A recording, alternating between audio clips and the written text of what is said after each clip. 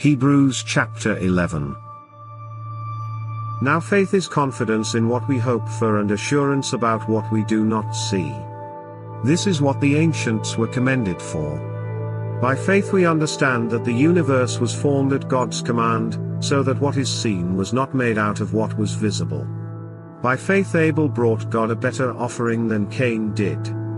By faith he was commended as righteous, when God spoke well of his offerings.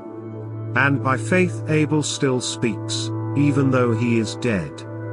By faith Enoch was taken from this life, so that he did not experience death. He could not be found, because God had taken him away. For before he was taken, he was commended as one who pleased God. And without faith it is impossible to please God, because anyone who comes to him must believe that he exists and that he rewards those who earnestly seek him. By faith Noah, when warned about things not yet seen, in holy fear built an ark to save his family. By his faith he condemned the world and became heir of the righteousness that is in keeping with faith.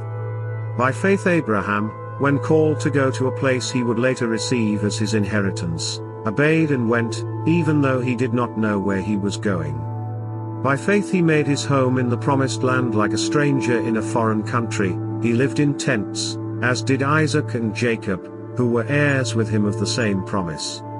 For he was looking forward to the city with foundations, whose architect and builder is God.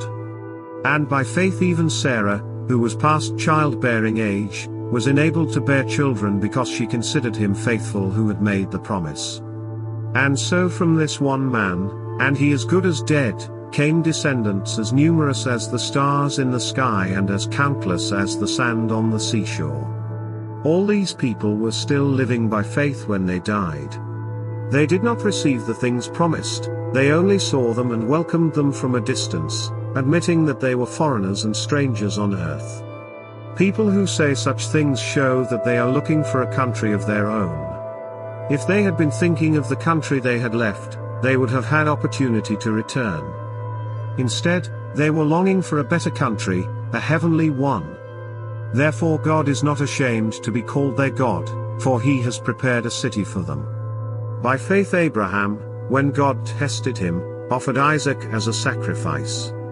He who had embraced the promises was about to sacrifice his one and only son, even though God had said to him, "It is through Isaac that your offspring will be reckoned."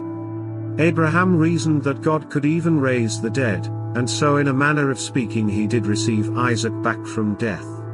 By faith Isaac blessed Jacob and Esau in regard to their future. By faith Jacob, when he was dying, blessed each of Joseph's sons, and worshipped as he leaned on the top of his staff.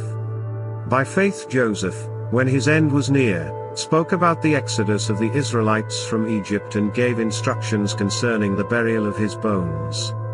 By faith Moses' parents hid him for 3 months after he was born, because they saw he was no ordinary child, and they were not afraid of the king's edict.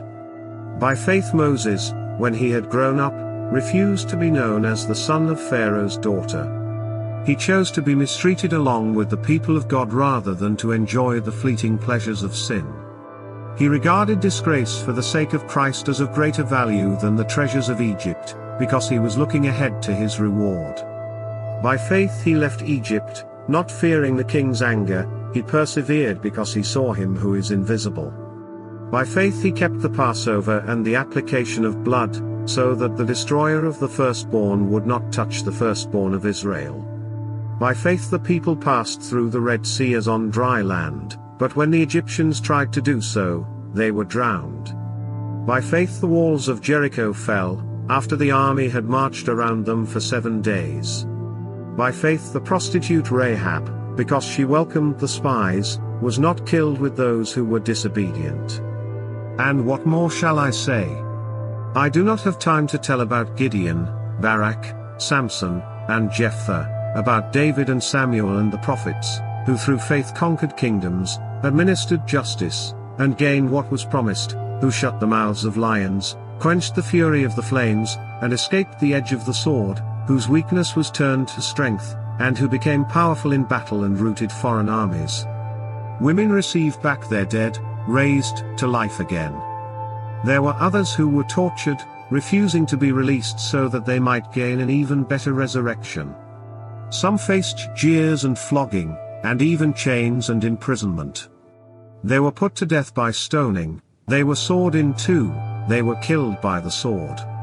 They went about in sheepskins and goatskins, destitute, persecuted and mistreated. The world was not worthy of them. They wandered in deserts and mountains, living in caves and in holes in the ground. These were all commended for their faith, yet none of them received what had been promised, since God had planned something better for us so that only together with us would they be made perfect.